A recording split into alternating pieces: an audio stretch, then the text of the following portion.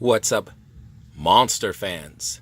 Welcome back to the MIB Master Toy Museum.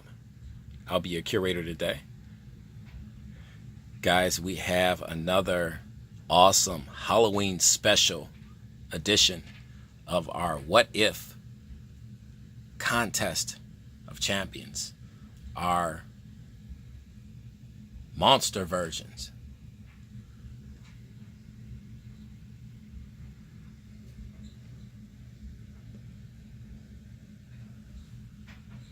Guys, we decided to take our creature feature, our monster What If Contest of Champions off the planet Earth and add in a few interstellar adversaries, if you will. Bad guys, creatures, monsters to us, but probably not from where they're from. We have two characters here that are two of my favorite characters from different shows that I watched as a kid growing up. The first being Twilight Zone, which is universally recognized as one of the coolest, scariest, TV shows for its time. So much so that it's really never been quite duplicated. But this is a character right here. As a kid watching the Twilight Zone in its rerun state, format, this particular episode kind of scared me. The aliens look kind of scary to me. So in the spirit of Halloween, we wanted to share this scary alien with our awesome subscribers and our viewership. And this is the alien from the episode. Let me get you here. See if I can punch it up for you. Hocus Pocus and Frisbee, Mr. Frisbee. And these aliens came to Earth to conquer the Earth and take back prime humans that they felt were important to our civilization, that they could kind of drain their brains or whatever. Some scary tactic like that. Then you have over here, and he doesn't have a particular name. He's literally just called the alien. Just the alien. And over here you have a very sophisticated creature. And I say creature because you see here the very embodiment of horror, grotesque, hideous, and Halloween, all wrapped into one. This is the Master. He's a Time Lord, actually, and his appearance is not something that he particularly wanted to happen to him.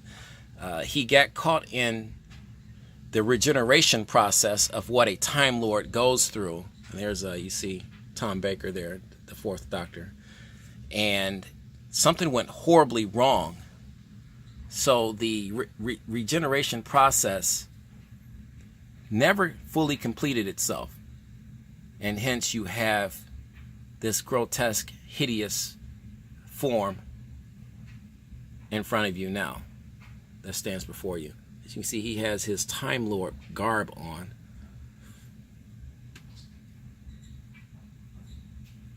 Guys, if you're just joining us, welcome to the MIB Master Toy Museum. More fun on the way. Today we're just hanging out in our museum, having some fun. I'm trying to do this with no coffee right now. So I don't know how long that's going to last, guys.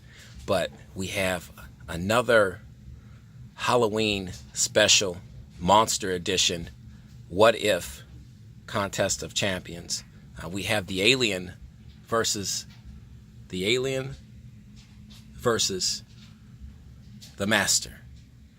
And I can't get around here. He has in his possession this staff right here that has, I guess it's the staff of power. So he has a weapon. The aliens, not so much. They didn't have a lot of power back in the show. I guess they were technology-wise, they were far advanced than humans. But the alien isn't dealing with an alien. He's actually, a human. He's dealing with really essentially another alien in the Master, who is a Time Lord, very wise, very seasoned, a seasoned veteran. He knows what he's doing. He's given Doctor Who fits.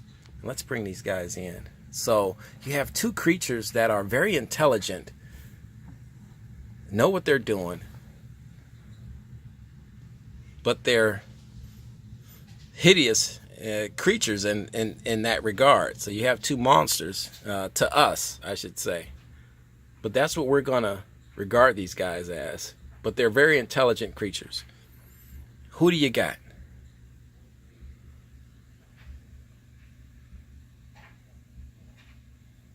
Like I said, the Master is extremely, extremely powerful. He is a Time Lord. He possesses the staff of power there.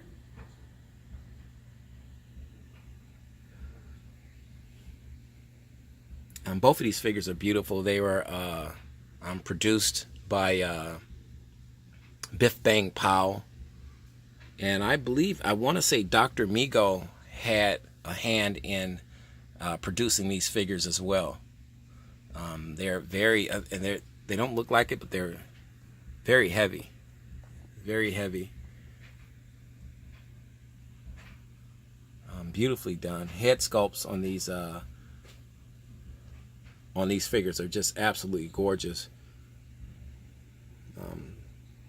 Beautifully done. They look just like their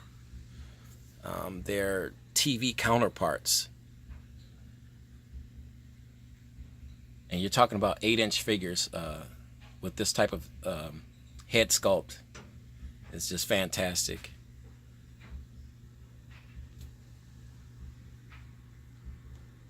But these guys aren't here to be our friends. They're here to scare us to death, and they're here to destroy one another. Somebody's going to move on. And we have our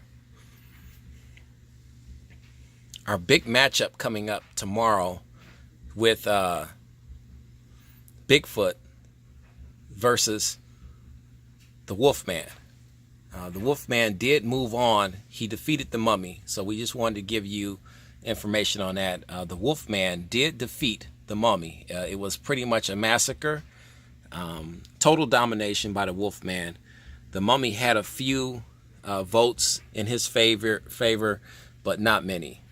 So the Wolfman moves on to the second round of our Halloween special edition of our Monster What If Scenario Contest of Champions to meet the bionic Bigfoot, who also had no issues in dealing with Frankenstein. He was actually able to overcome the iconic legend and fandom of Frankenstein. I thought a lot of people would vote for Frankenstein, but surprisingly, people were very honest. They said, the bionic Bigfoot was he was too tough to handle and too difficult. So that's going to be a fun matchup, and we'll be broadcasting that for you tomorrow, probably on Saturday. But right now we're trying to see who moves on between these two, the alien. You only can pick one, guys. We wanted to give you some background about these guys because a lot of people probably don't know too much about these individual creatures.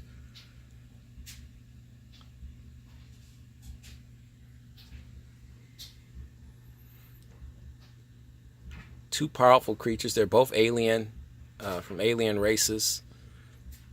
So the technology's there. But you're talking about a one-on-one battle between the Master, and he does have the staff of power right there alongside him. And the alien does not have anything. He had a spaceship in the show, but nothing that we could... weaknesses, as far as I know, for the alien, Mr. Frisbee played a harmonica. So the harmonica, the high-pitched sound of that harmonica was able to destroy some of the aliens. But that's about it for the most part. I think it's a pretty tough fight.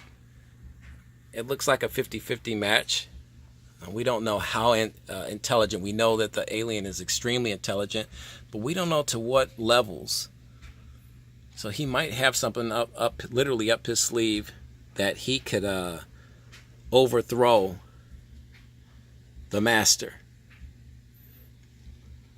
the Time Lord, with the very grotesque and hideous features. This is one of my favorite Doctor Who figures, though, in my collection. Super cool. I know, guys, he's not very pretty, not very nice to look at, but he is one of my favorite figures in my museum collection, in my Doctor Who collection. And he was a Comic-Con exclusive as well. You know, you can get this guy at the Comic-Con. I want to say that was a San Diego Comic-Con. Guys, you have the information. Only thing you have to do is make the vote. Make the choice. Make the decision. You know the routine, guys. God bless.